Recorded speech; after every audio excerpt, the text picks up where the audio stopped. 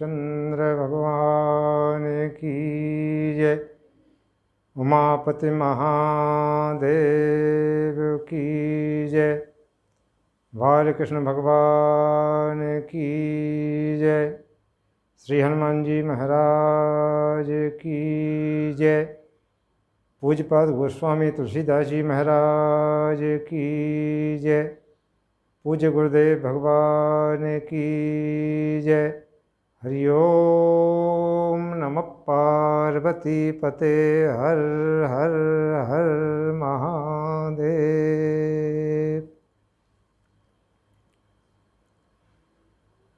पूज्य गुरुदेव के चरणों में सादर वंदन कर भगवत प्रेमी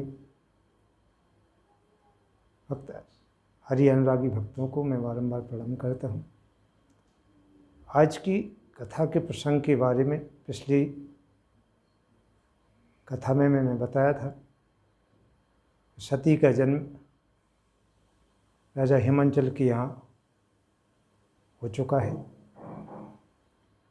राजा हिमांचल के यहाँ जब माता सती का पार्वती के रूप में जन्म हुआ, उस समय राजा हिमांचल के यहाँ खुशहालियाँ छा गई। प्रसन्नता की लहर दौड़ पड़ी। यह समाचार जब नारद जी को पता पड़ा तो उन्होंने ध्यान लगा के देखा कि सती का जन्म हिमांचल के यहाँ हो चुका है। राजा हिमांचल के यहाँ नारद जी आते हैं। राजा हिमांचल ने नारद जी को बैठल करके उनके पांव पखारे, आसन पर बैठाला, स्वागत सत्कार किया। राजा हिमांचल समझते थे कि नारद जी बिना काम के किसी के यहाँ नहीं जाते। कुछ बात तो है, इससे नारद जी आए हैं। जहाँ नारद जी पहुँचते हैं तो या तो भगवान प्रभु के दर्शन होते हैं या कोई ना कोई मंगल कार्य होता है, क्योंकि नारद जी जो है जगत कल्याण के लिए ही घूमते रहती है। उनकी पुत्री पार्वती जो थी उसको बुलाया और नारद जी से हाथ जोड़ करके विनय करने लगे, हे मुनि, आप मुनियों में श्रेष्ठ, हमारी कन्या को के हस्तरेखा को देखिए, इसके भाग में क्या है। सुंदर सहज सुशील सयानी, वो नाम उमा जगदम्बिका भवानी।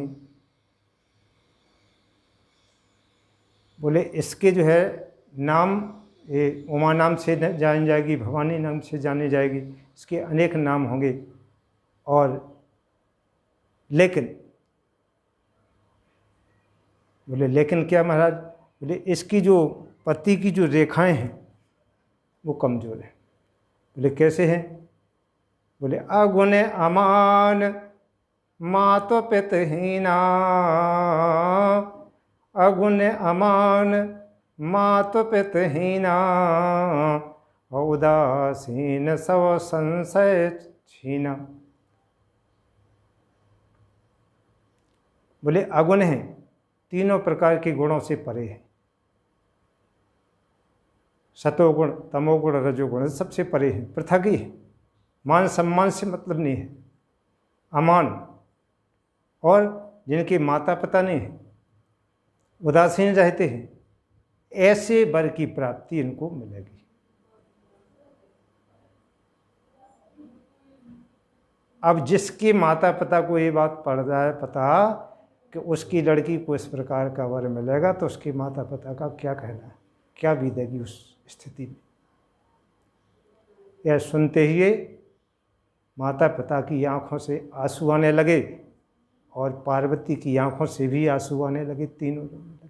कारण तीनों के जो आंसुओं का, माता पिता का तो ये था कि लड़की को इस प्रकार का वर मिलेगा, मैं कभी सोच नहीं सकता था। लेकिन पार्वती जी जन्म से ही भगवान शिव से अनन्य भक्त मतलब प्रेम करती थी। तब उन्होंने यह मन ऋषि से सुना, उन्हें बड़ी प्रसन्नता हुई, तो उनकी वो प्रसन्नता की आंसू थी। माता पिता को इस प्रकार की ऐसी स्थिति देख करके पार्वती ने मन में विचार किया क्या किया जाए, इसका कोई उपाय होगा। तो नारद जी कहने लगे कि जो तप करे कुमारी तुम्हारी, स्वभावई मैट सकें त्रिपुरारी। यदि तुम्हारी कन्या भगवान शिव का तप करती है तो भगवान शिव तुम्हारी कन्या की व्याधि और समस्त कष्टों को दूर कर सकते हैं।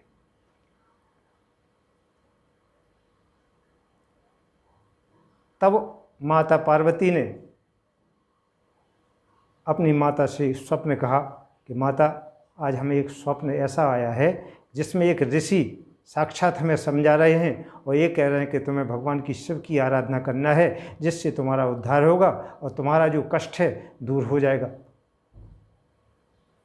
इसलिए मैं आपसे अनुमति चाहती हूँ कि मैं भगवान शिव की आराधना चाहता हूँ, क्योंकि जाकी रही भावना जैसी और प्रभु मूरत देखी तैसी। व्यक्ति की भावना जिसमें होती है, जिसका प्रेम जिसमें होता है, वो उसी तरफ दौड़ता जाता है। भगवान भावना के स्वरूप होता है। तो माता पिता ने पुत्री को आज्ञा दे दी, पुत्री तुम्हारी इच्छा है तप करने की तो जा। और माता पार्वती तपस्या करने के वास्ते चली गई। इस प्रकार से माता पार्वती ने भगवान शिव की, नारद जी की उन्हें पता था कि नारद जी जो वचन बोलते हैं वो झूठ नहीं होता है, और जब उन्होंने दावी से कहा है कि तुम्हें पति मिलेगा तो वही मिलेगा, तब उन्होंने भगवान शिव की तपस्या की। तपस्या 7000 वर्षों तक भगवान शिव की तपस्या करती रही।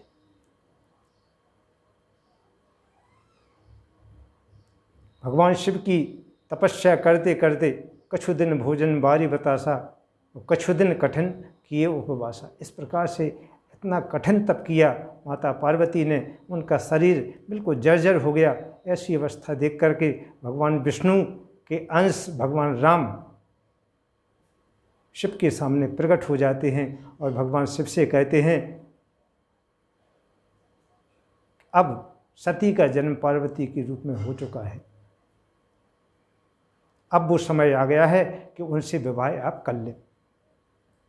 तो भगवान शिव ने सप्त ऋषियों का ध्यान किया और सप्त ऋषियों से कहा कि आप लोग जाएं और पहले पार्वती की परीक्षा लें। भगवान शिव ने पार्वती की परीक्षा लेने के वास्ते सप्त ऋषियों को भेजा। सप्त ऋषि जा करके माता सती के सामने प्रकट हुए और सप्त ऋषियों ने उनके परीक्षा के निमित्त कई प्रकार से उनको डिगाना चाहा। माता पार्वती से कहा कि भगवान विष्णु से श्रेष्ठ वर संसार में कोई नहीं है, और तुम कहाँ इस शिव शंकर को, जहाँ जिसके पास पहनने के लिए कपड़े नहीं हैं, नाग लपेटे फिरते हैं, भस्मी धारण किए फिरते हैं, ऐसे को आपने क्यों चुना है? इसलिए अभी भी समय है, आप जो है इनको वर रूप में प्राप्त करने के लिए क्यों प्रार्थना कर रही हैं, क्यों तपस्या कर रही हैं? आप जो है भगवान विष्णु को वरण कर लो। इस प्रकार से समस्त ऋषियों ने समझाया, लेकिन नहीं माने समस्त ऋषि कि देख प्रेम ओ बोले मुनि ज्ञानी,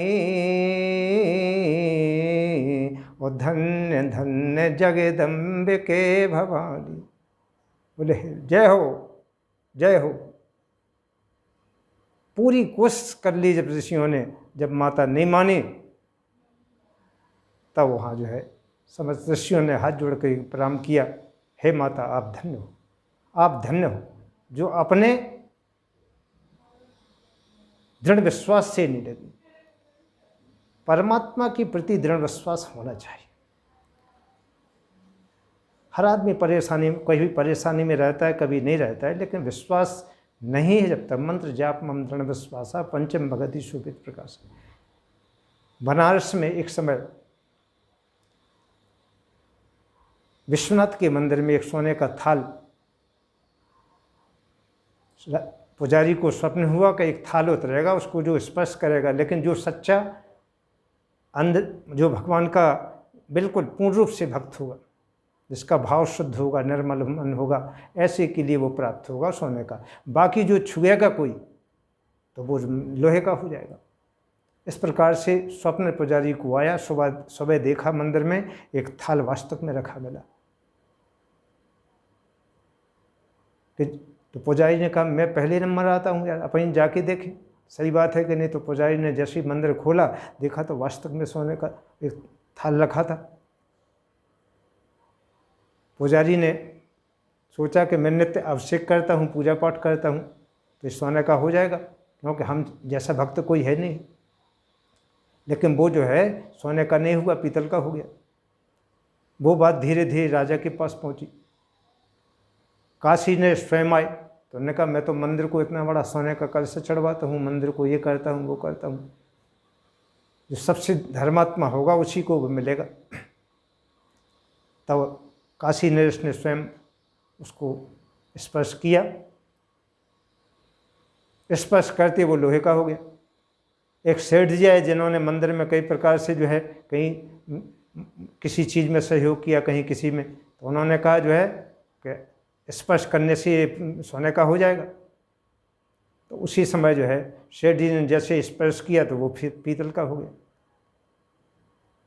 माने वहाँ जितने आदमी आते गए तो सोने का नहीं हुआ। उसी समय एक व्यक्ति जो काशी विश्वनाथ मंदिर के दर्शन करने के वास्ते अपने गांव से निकला था, थोड़ा सा सत्तू बांध के रास्ते में पैदल चलते चलते, और शाम के समय वो मंदिर में पहुंचा, सब भीड़ छट चुकी थी।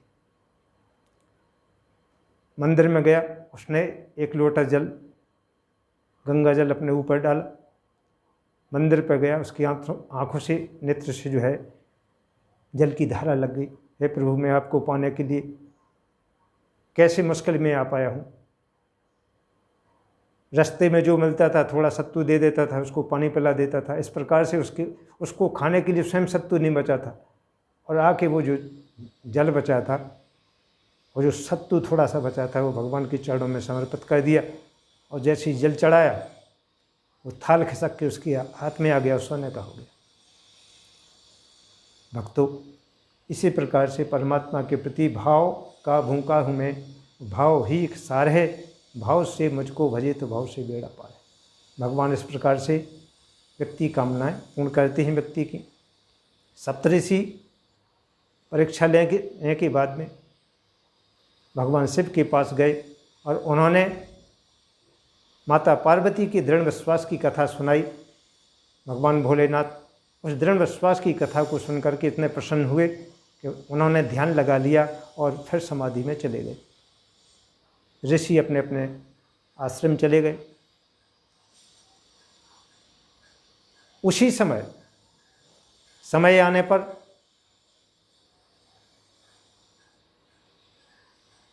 तारकासुर नाम का जो राक्षस था, उसने स्वर्गलोक में इतना अत्याचार मचा दिया, चारों दिशाओं में अत्याचार मचा दिया। इससे देवता त्राही त्राही करने लगे, क्या किया जाए। ब्रह्मा जी के पास पहुँचे। उन्होंने कहा भाई इसकी तो ये समस्या है कि भगवान शिव का पुत्र ही इसको मार सकता है। तो बोले सती ने तो शरीर भस्म कर दिया था, अब क्या किया जाए। तब ब्रह्मदेव ने कहा सती ने पार्वती के रूप में जन्म तो ले लिया है, अब भगवान भोले बाबा को मनाना पड़ेगा। समस्त देवता ब्रह्मा जी के साथ में और भगवान शिव के पास आते हैं विनय करने के लिए। वहाँ देखते हैं कि भगवान शिव समाधि में चले गए। सब लोग बैठ गए। उन लोगों ने सोचा क्या किया जाए, समाधि कौन तोड़े, काल की महिमा कौन जाएगा। ऐसा विचार करके सब लोग सोच में बैठे हुए थे। ध्यान किया कि कामदेव एक काम कर सकते हैं। कामदेव का ध्यान किया, कामदेव आए। कामदेव ने कहा ये काम तो बड़ा मुश्किल है, लेकिन संसार के कल्याण के लिए हमें करना पड़ेगा। और कामदेव ने अपना प्रभाव भगवान शिव पर डाला, और प्रभाव के डालते ही उनका तीसरा नेत्र जागृत हो गया कि जब शिव तीसर नयन उघारा, चितवत काम भयउ अति छारा। भगवान शिव ने जैसे ही अपना तीसरा नेत्र खोला, कामदेव भस्म हो गया। कि पत्नी रति गड़गड़ाने लगी, भगवान ये क्या हो गया है। उन्होंने कहा ये अनंग रूप में जो है संसार में सब जगह व्याप्त रहेंगे, और द्वापर के युग में भगवान कृष्ण के पुत्र के रूप में इनका जन्म होगा। ऐसा करके जब भगवान शिव ने कहा, रति वहाँ से चल देती है। ब्रह्मादि देवता सारे इकट्ठे होकर के भगवान शिव से प्रार्थना करने लगे, हे प्रभु, अब इस प्रकार की समस्या पूरे स्वर्गलोक से लेके सभी लोकों में तारकासुर ने धूम मचा दी है, प्रभु आप कृपा करें हम सब पर। भगवान ने कहा क्या किया जाए। तब ब्रह्मा जी ने कहा कि पार्वती का जन्म हो चुका है, सती पार्वती के रूप में जन्म हिमांचल के यहाँ ले चुकी हैं, इसलिए प्रभु आप तैयार हो जाएं शादी के लिए। और इस प्रकार से भगवान शिव को मना लिया। भगवान शिव तैयार हो गए। उन्होंने कहा ठीक है, जब आप लोगों की इच्छा है तो संसार का कल्याण इस माध्यम से हो रहा है, तब मैं अवश्य करूँ। और भगवान शिव पार्वती से विवाह करने के लिए तैयार हो गए। सप्तऋषियों को भेजा, संदेश भेजा हिमांचल के यहाँ। हिमांचल ने भी सहमति दे दी। इस प्रकार से यहाँ बारात तैयार होने लगी। भगवान किसी वही शंभुगन करहि सिंगारा, वो जटा मुकुट अहि मोर संभारा। भगवान शिव का श्रृंगार कैसे किया गया। भगवान शिव के गणों ने भगवान शिव का श्रृंगार किया। जटा मुकुट अहि मोर संभारा, जटाओं का मुकुट बना दिया और सर्पों का अहि मोर संभारा, ये स्थिति बनी। और बारात लेकर के और भगवान शिव, समस्त देवता, गंधर्व और भगवान शिव की बारात में भूत प्रेत देवता गंधर्व सब लोग गए। बड़ा सुंदर विवरण किया गोस्वामी जी ने, बहुत विस्तार से विवरण किया, लेकिन मैं एक संक्षेप रूप में आप लोगों को बता रहा हूँ। बारात चली। बारात जैसे ही वहाँ गांव के पास में पहुँची तो बच्चों ने देखा कि भाई ये कैसी बारात आ रही है, कि ये नहीं समझ में आता देवता आ रहे हैं कि राक्षस आ रहे हैं कि भूत आ रहे हैं। चारों तरफ देखो तो गांव में त्राही त्राही मछली, छोटे छोटे बच्चे देख देख कर भागने लगे और अपने अपनी माताओं से और माता पिता से लिपट गए। क्या बात है, उनको भाई देखो ऐसी बारात देखी ही नहीं हमने। अपने अपने घरों में लोग बाग खड़े होकर के बारात को देखने के लिए लालच हुए। जब पार्वती की माता मैना को पता पड़ा कि बारात नगर के नज़दीक आ गई है, जब बारात दरवाजे पे आती है तो आरती की तैयारी की जाती है। और आरती करने के लिए पार्वती की माता मैना थाली लगा करके उसी में थोड़ा सा दही रख करके, दही का नियम होता होगा उस समय, लाई।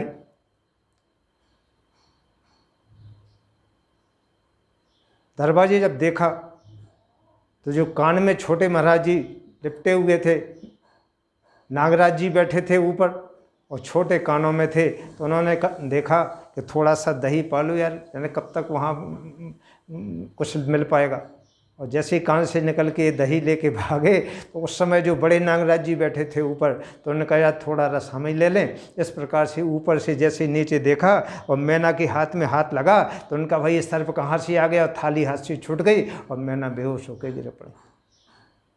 पार्वती की माता मैना को लेकर सब लोग भीतर गए। उन्होंने कहा भाई ये तो अभी देखा ही नहीं था सामने रूप, ये तो सर्पों की माला पहने हुए हैं और सर्पधारे हैं। उस समय जो है वो बेहोश हो गई और मन में कहने लगी ये कैसा जो है हमारी पुत्री के लिए वर मिल रहा है, मैं सोच ही नहीं सकती, कष्ट होने लगा। कि नारद कर में काहे बिगाड़ा, नारद जी ऐसा मैंने तुम्हारा क्या बिगाड़ा है कि भवन मोर जिन बशत उजारा, जो हमारा ये घर इस प्रकार से बर्बाद कर दिया है कि पुत्री को जब कष्ट होगा तो माता पिता को पहले कष्ट हो जाता है। तब नारद जी समझ गए कि अब उपस्थिति देना चाहिए, कि तब नारद सब ही समझावा और पूरब कथा प्रसंग सुनावा। तो नारद जी ने कहा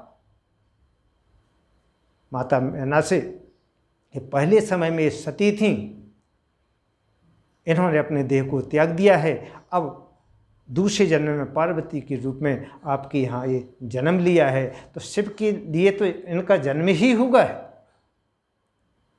इसलिए इसमें चिंता करने की कोई बात नहीं है। और भगवान शिव को ही समर्पित हैं। जब सच्ची बात समझ ली हिमांचल ने और रानी मैना ने, तो वो तैयार हो गई और बारात को अंदर आने दिया, जेवरात हुई और गाना बजाना शुरू हो गया। भगवान भोलेनाथ का पाणी ग्रहण का टाइम आया तो सब पाणी ग्रहण की तैयारी में सब देवता जुट गए और सब पूरा जो है हिमांचल के यहाँ पूरा नगर प्रसन्न था। सबकी जो मन में शंकाएं थीं वो नारद जी ने दूर कर दी। तो कहते हैं गोस्वामी जी कि पाणी ग्रहण जब और कीन महेशा, जब भगवान भोलेनाथ का पाणी ग्रहण होने लगा उसी समय ही हरसी सब सकल सुरेशा, सकल सुरेशा मन इतने भी देवता थे सब प्रसन्न होने लगे। क्यों? उन्हें प्रसन्नता इस बात की कि भगवान शिव का विवाह हो जाएगा तो तारकासुर का वध हो जाएगा। समस्त देवता बड़े प्रसन्न हुए और इस प्रकार से जो है माता मैना ने, जैसे लड़की किसी की शादी होती है तो उसके माता पिता उसको समझाते हैं कि नए घर में जाना है बेटा, इस प्रकार से रहना, किसी को किसी प्रकार से, तो उनके घर में किसको समझाना है भाई? ये पता था कि भगवान भोलेनाथ हैं, उदासीन हैं, भोजन की चिंता नहीं है, को व्रत ही में बने रहे। फिर भी माता पिता का कर्तव्य होता है पुत्री को समझाने का।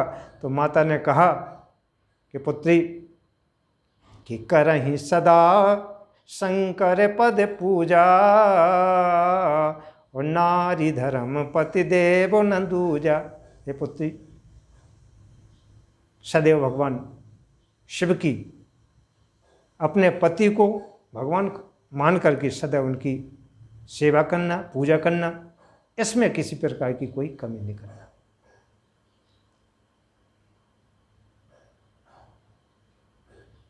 महाराज हिमांचल ने यथा योग सत्कार करने के बाद में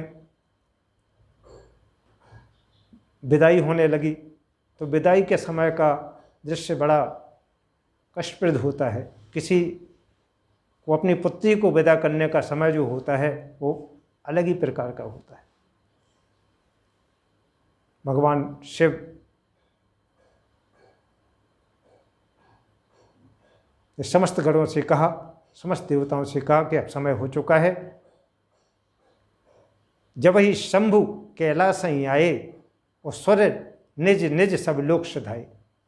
भगवान शिव की जैसी प्रेरणा हुई, सब अपने अपने लोक चले गए, भगवान शिव अपने कैलाश को आए।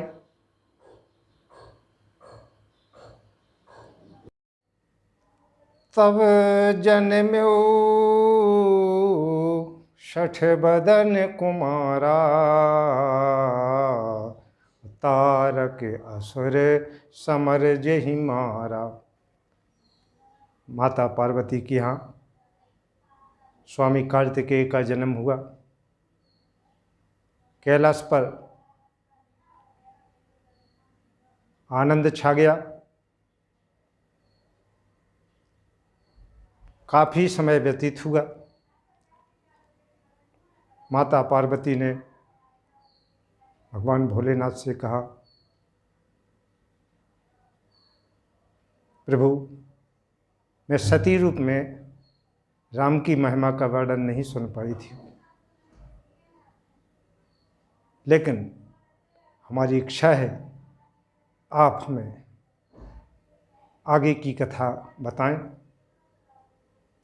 कि तो प्रभु हरहु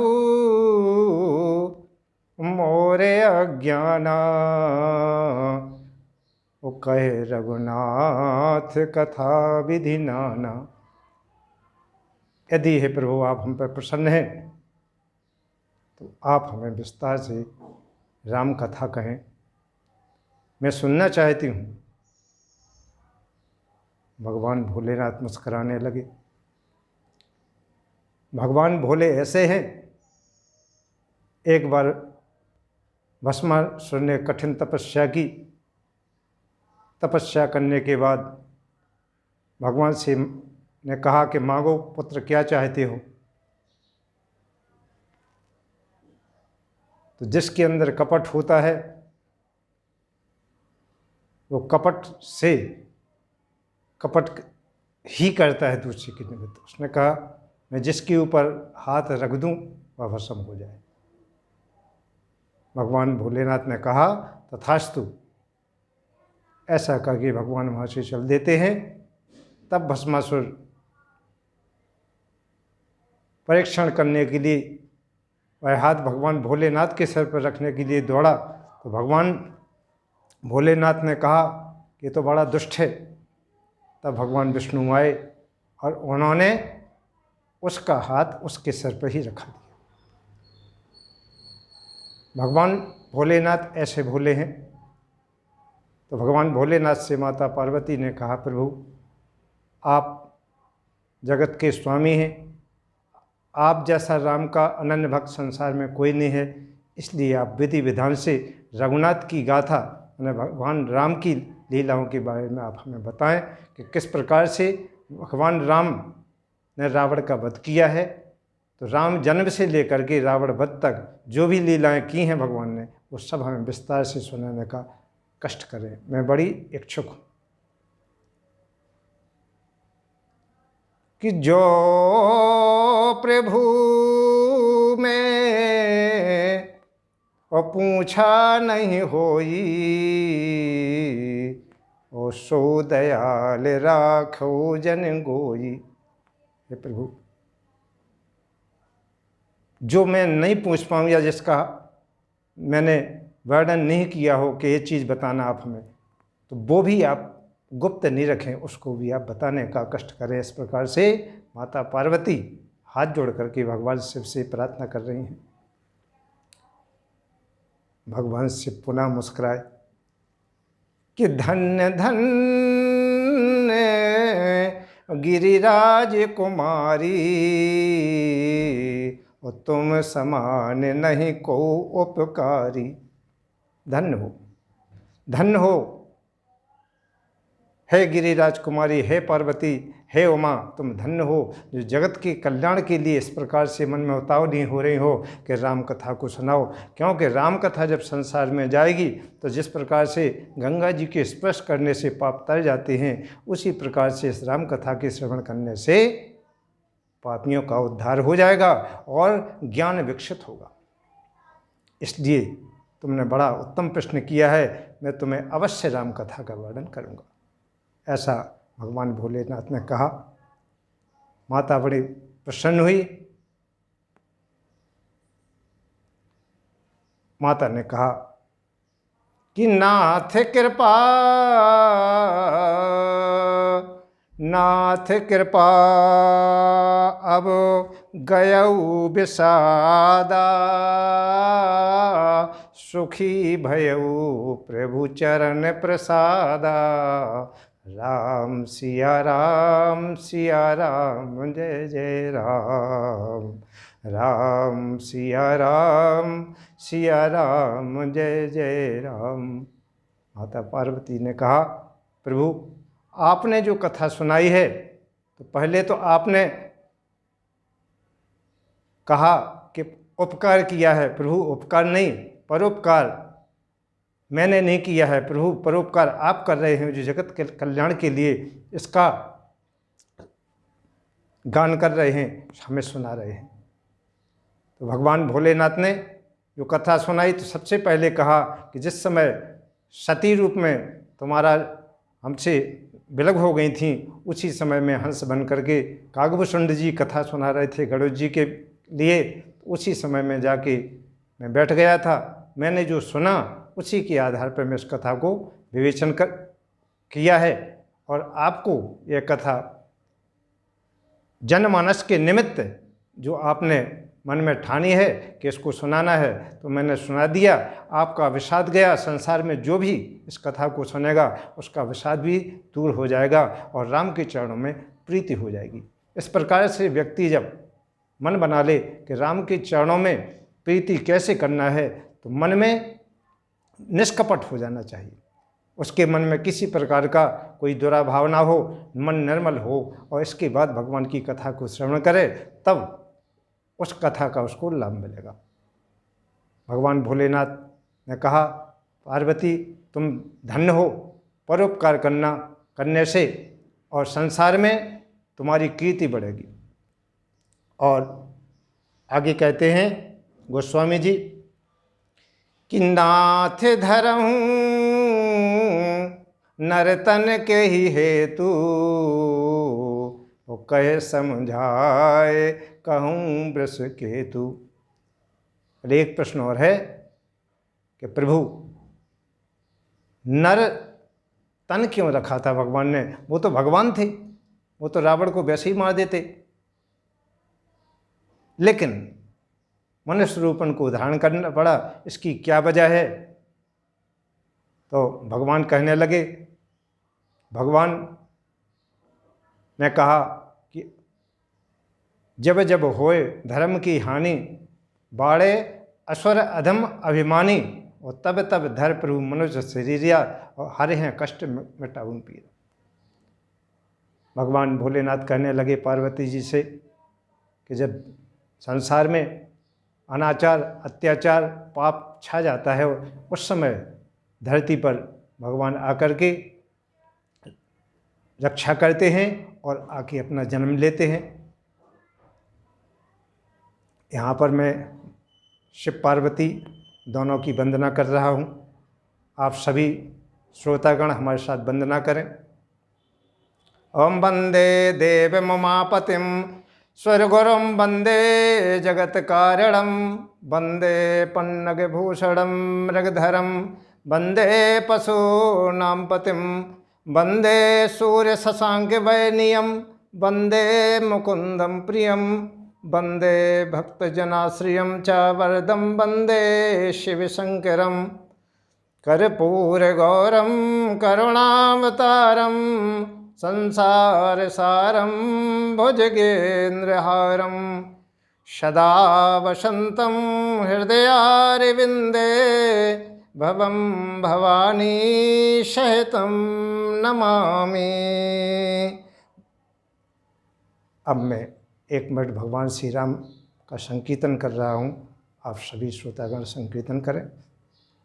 श्री राम जय जय राम, श्री राम जय जय राम, श्री राम जय जय राम, श्री राम जय जय राम, श्री राम जय जय राम, श्री राम जय जय राम, श्री राम जय जय राम। सभी श्रोताओं को बहुत बहुत धन्यवाद।